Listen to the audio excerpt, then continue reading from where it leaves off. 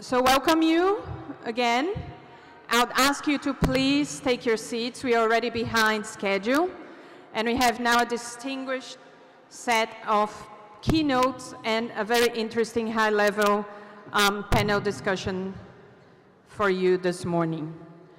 So, without any further delays, it's my great honor and pleasure to call on stage Professor Len Notaras, AO, outgoing chair of the EMT Strategic Advisory Group and executive director of the National Critical Care Trauma and Response Center, to deliver a keynote speech on milestones and momentum, reflecting on the journey and progress and possibilities for the EMT initiative.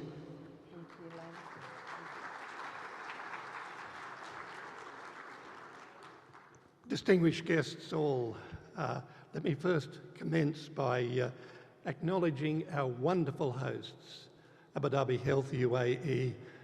What a wonderful place to be having our sixth global meeting. I must confess, attending each of the global meetings except for Panama City, they've been wonderful, and I've enjoyed it and will continue to enjoy it, along with my wonderful partner here in sharing, Johanna. Johanna is bringing a wonderful set of skills to the role, and we will continue pursuing the EMT initiative. Thank you so much. I must start by not only acknowledging our wonderful hosts, but also acknowledging the Secretariat, which punches well beyond its weight. And we've got people like Flavio, like Camilla, a whole team of about 4 people who work extremely hard. Dr. Nadret, who is with us later today, I think, or possibly in the next day or so, and Mike Ryan's leadership. It is truly wonderful. But a couple of special messages that are unscripted here at the very beginning. And one of those messages is the schedule seems to have changed. The schedule seems to have changed today. And that is expecting the unexpected, which is what EMT is all about. We're around about an hour difference to where the keynotes and other speeches were going to be, but it doesn't detract from what we do, but rather it shows our ability to be able to move quickly, to be able to be agile and move and be able to cope with and adapt to things. Sincere thanks, as I said, to our gracious hosts, but I want to thank also all of our SAG members who are here today. Those people are the very sinew of what we do, and they have brought to me a wonderful inspirational thought. They help acknowledge where we are going, where we have been, and indeed what we are doing right now. And that was well articulated as well by Mike Ryan and indeed Dr. Tedros DG. Let me acknowledge the work that the SAG has done over time, and it has been my privilege to be part of it, and will continue to be in a different role, my privilege into the future. To open, let me reiterate, do no harm. Do no harm, which is incredibly important, as well as Dr. Tedros's mantra of good health for all and bringing an opportunity for all to be able to adapt to and respond to the events that challenge them in life. I'm immensely proud that Australia, and I have Australian colleagues here today, a number of Australian colleagues, as well as colleagues from our federal health department. I want to acknowledge that Australia has been a part of this since the very beginning. And looking across at my dear colleague Rick Brennan, who, unlike myself, hasn't aged a bit since the last time I saw him. He looks younger, but Rick has been an integral part to things. But if I go back a step or two, there are people here today that were part of the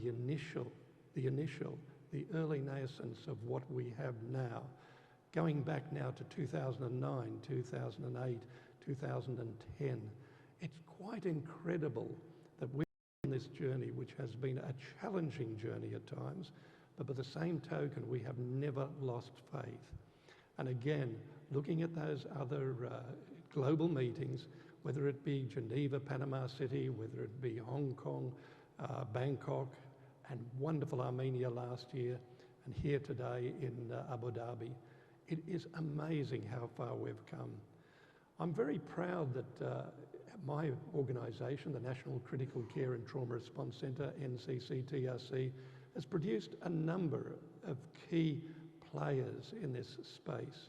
Not the least to say a very wonderful colleague of mine, Ian Norton, who away from me by one Rick Brennan.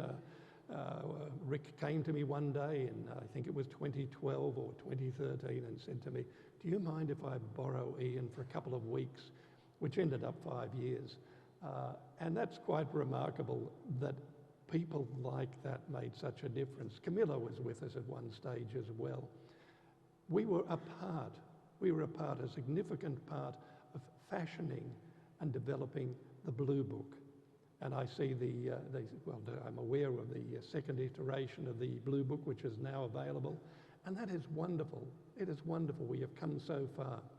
In the background there, you can see our deployable asset, which is much bigger now. This is ours in Australia at the National Critical Care and Trauma Response Centre, funded by the Australian government. Self-sufficiency. Because the very driving force, the fillip, for want of a better word, of the EMT movement was to look at disaster responses. Good people doing really wonderful things, or hoping to do wonderful things, but in a less than coordinated manner sometimes. So we've watched over the years, whether it was Haiti 2010, we responded as we were developing the OSMAT guidelines and the EMT guidelines to what was the Pakistan Assist 2 back in 2010 as well. And then our major response was to the Philippines, Tacloban and Cyclone or Typhoon Haiyan. Typhoon Haiyan saw us with 2 teams, an Alpha and a Bravo team, from right across Australia. And that was wonderful to pull those teams together and be able to maintain a database of Osmateers.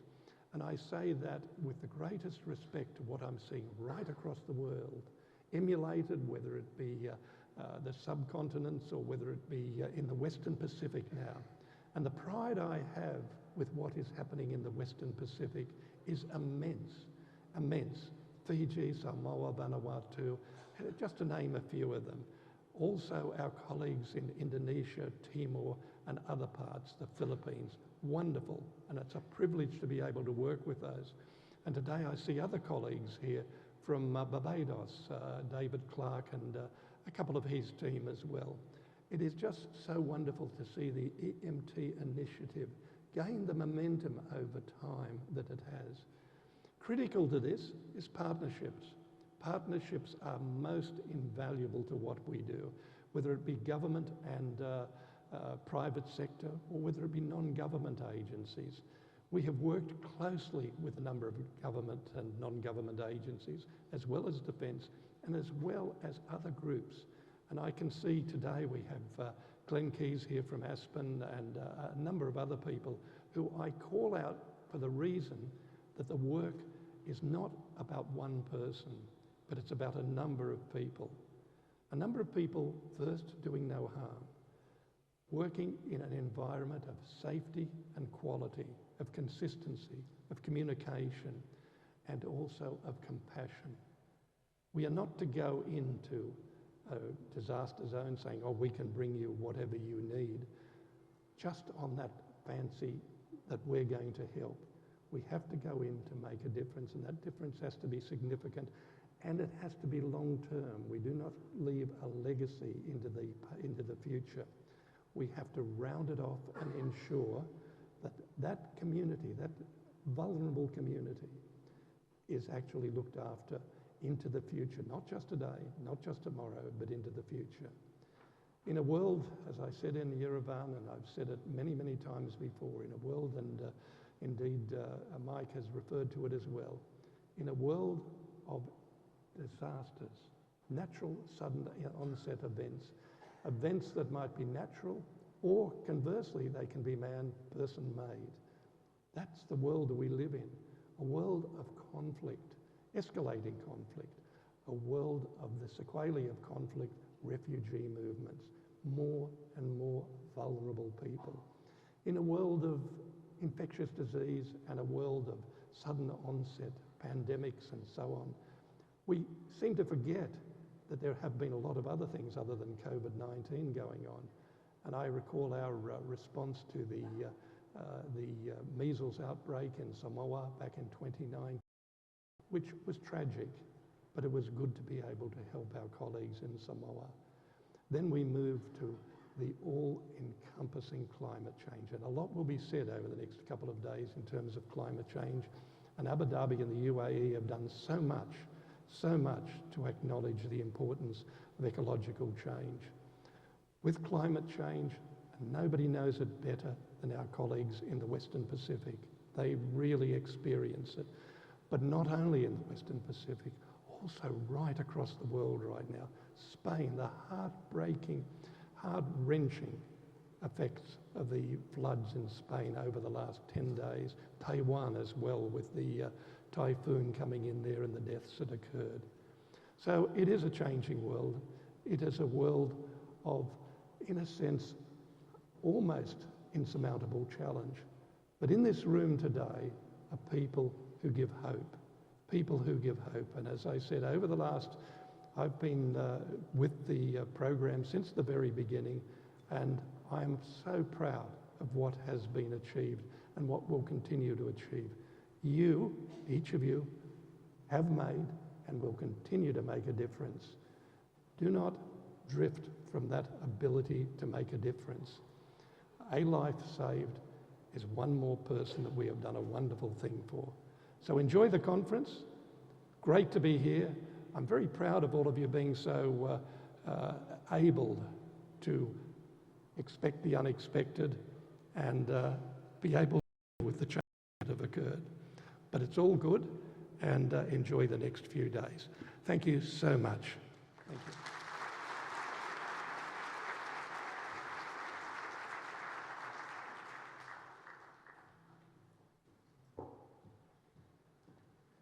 Len, if you can please come back to the stage. And if I can call Dr. Mike Ryan.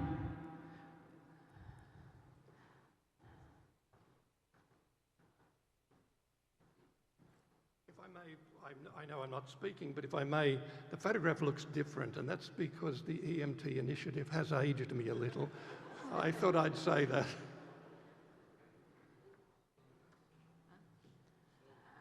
So we have an acknowledgement from his leadership as SAG chair, Professor Len Notaras, Executive Director of the NCCTRC, and Dr. Mike Ryan, Deputy Director General and Executive Director of the Emergencies Program, and Dr. Flavio Salio, EMT Network Leader,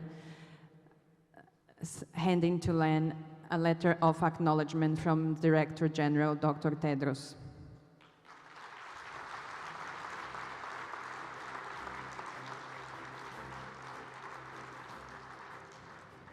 And we have also the traditional flag that is delivered to every team that undergoes the global classification program.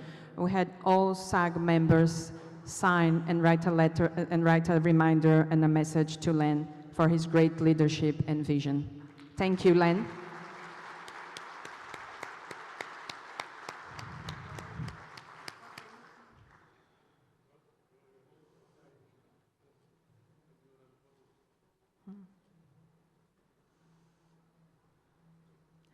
Thank you, Mike. Thank you, Len.